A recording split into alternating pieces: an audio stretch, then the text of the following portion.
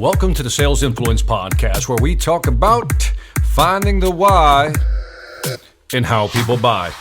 I'm your host, Victor Antonio, and today I want to talk about sales, but I want to talk about something more specifically. Today we're going to talk about elements of a winning presentation. So let's talk about presentations. What are the best presentations? What elements do they have that allow them to be good? And when I say good, presenting is being good at one thing, but being good and actually closing the deal is a whole other story. So when I talk about elements of a winning presentation, I'm talking about how do you do a presentation, execute it well, but how do you plan it out? How do you strategically plan it out so you can close more deals? Now, there's a sales process and there's a presentation process, and most people simply don't think about these things. You're going to start doing this. You're going to really start thinking about these two things as separate. For example, a sales process is, Victor, we get leads that come in through, let's say social media marketing, right? Then they send us a contact, they fill out the form online, they send us the information, then we reach out with a phone call, then we set up a meeting, then we go to their office, we do a presentation. After the presentation, we may do some question and answers. After that, we may send them a sample, then we send them pricing or a proposal, and then we close the deal. That is a sales process. Today, I want to talk about elements of a winning presentation within the presentation itself. The presentation is a process in and of itself. So when you're at the customer premise, you're at their location, you're at their office, what's your process? What's your presentation process? What elements are necessary for it to be effective? That's what we're going to talk about today. Now, the first thing, as far as an element, what you need to understand about a presentation is that you got different types of buyer. You have different types of buyers in that room. Let's do two scenarios, B2B, B2C. When you're doing a B2B, you typically have four types of buyers, right? You typically have a management buyer. They're really concerned about the operations, right? How is this product or service going to affect the operations? You can have a user buyer. These are people who are actually going to use the software or the service you're offering. You also have maybe a technical buyer, right? They're looking at the specifications. Does the software, can we integrate it? Is it expandable, integratable, so forth and so on? And you also have an economic buyer, purchasing and people of that nature, right? Always trying to reduce the price in our sales process. So you have management buyer, user buyer, technical buyer, or you may have an economic buyer. This could be one person, these could be four people, it doesn't matter.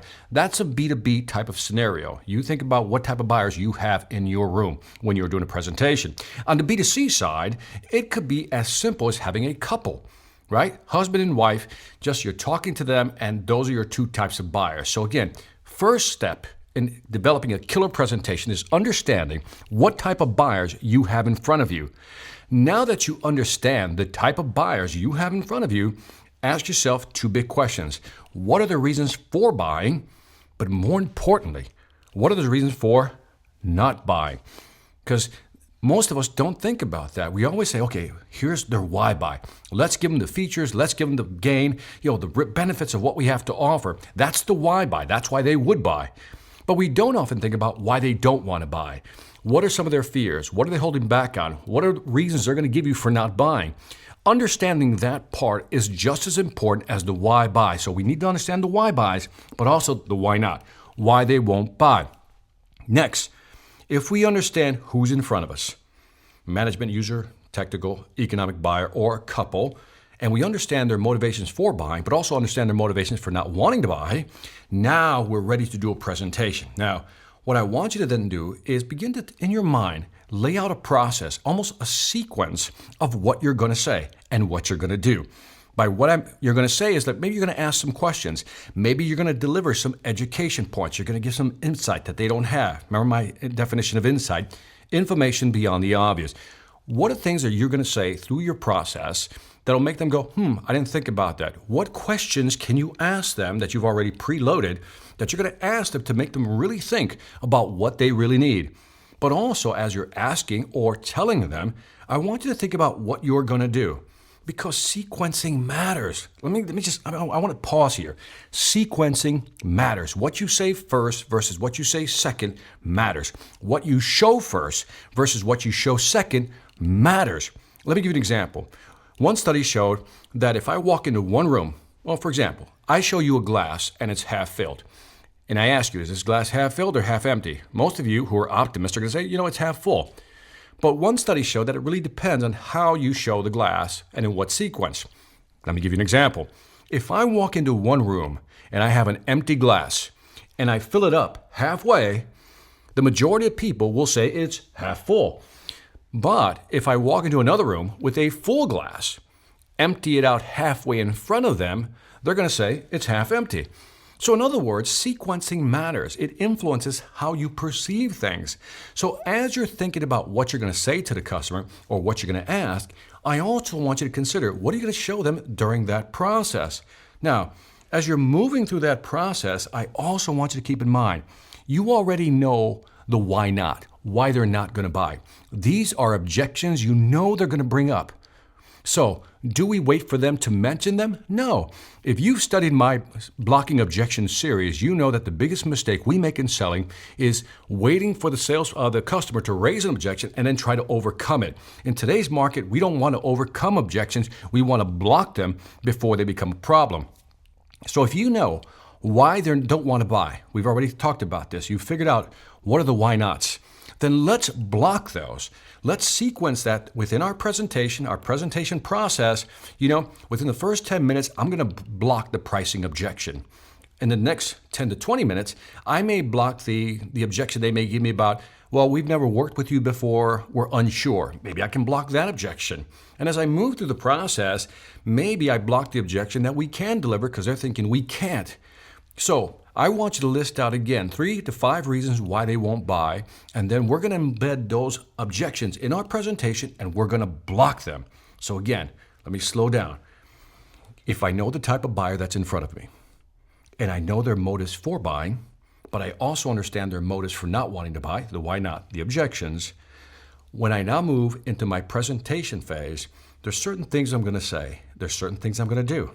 But I'm also going to be very aware that I have to block the objections throughout the sales process. And as I block the objections throughout the presentation process, guess what? You will feel the resistance drop. Because as you block these objections, the customer becomes more comfortable and really trusts you more. Because you're actually bringing up objections. They don't have to. You're bringing them up. You're dealing with them. And that really builds credibility. 5th point. As you move through your presentation, questions to ask, things to say, right? Blocking objections. I also want you to integrate within that presentation engagement points. By engagement points, I mean hand them something, right? Have them touch something. Point out something. Really find a way to engage them, to make it more, touchy-feely. Really say, hey, check this out. Look at this. Hold that. Show them a sample. Let them touch the sample, or maybe have them do something, really to get them engaged within the presentation process. So let me do a quick summary. The elements of a winning presentation process is 1, know who you're dealing with. That's number 1. 2, know their buying motives, their why buys, and also know their why nots, their objections, right? Their potential objections. Once you know who you're talking to and what their motives or non-motives are, the objections, what I want you to do is think about what you're going to say. Let's say your 45-minute presentation. Through that 45-minute presentation, you're going to say certain things at certain times within that presentation, right? You're also going to block objections throughout that presentation. And on top of that, you're going to integrate engagement points. These are things that you're going to get them to engage with you on. What I'm trying to drive home with you is that every presentation, whether it's a formal presentation, one to a group, whether it's you to a couple, or if you're in retail, it's you to the person across the counter, your presentation is a process. And if you just wing it, just go with the flow, I'll just react to the customer.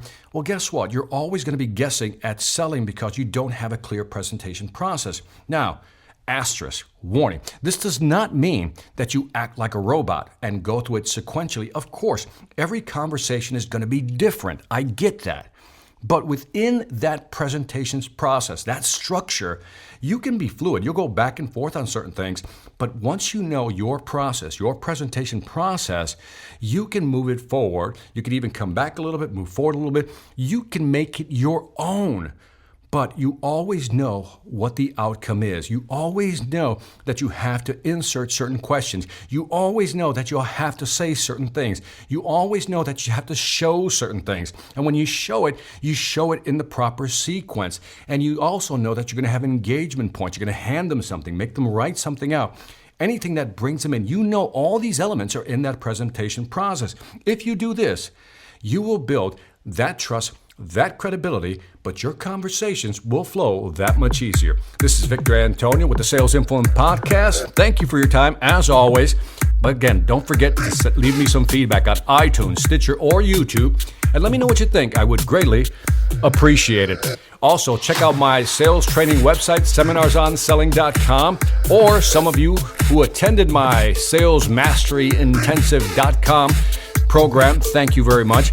The next one, why don't you go to the website, check out when my next Sales Mastery Intensive program is. It's 12 hours, 12 people, 12 sales modules. I will give you one-on-one attention during that, and I will help you develop not only your sales process, but also your presentation process as well. SalesMasteryIntensive.com. Lastly, I want to thank you for listening. This is Victor Antonio, always reminding you, selling ain't hard when you know how. Take care.